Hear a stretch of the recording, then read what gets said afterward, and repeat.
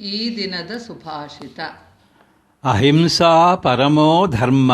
ಅಹಿಂಸಾ ಪರಮೋ ಧರ್ಮ. ಅಹಿಂಸಾ ಪರಮೋ ದಮಃ. ಅಹಿಂಸಾ ಪರಮೋ ದಮಃ. ಅಹಿಂಸಾ ಪರಮಂ ದಾನಂ. ಅಹಿಂಸಾ ಪರಮಂ ದಾನಂ. ಅಹಿಂಸಾ ಪರಮಂ ತಪಃ. ಅಹಿಂಸಾ ಪರಮಂ ತಪಃ. ಅಹಿಂಸೆಯೇ ಶ್ರೇಷ್ಠವಾದ ಧರ್ಮ. ಅಹಿಂಸೆಯೇ ಶ್ರೇಷ್ಠವಾದ ಇಂದ್ರಿಯ ನಿಗ್ರಹ. ಅಹಿಂಸೆಯೇ ಶ್ರೇಷ್ಠವಾದ ದಾನ. ಅಹಿಂಸೆಯೇ ಶ್ರೇಷ್ಠವಾದ ತಪಸ್ಸು.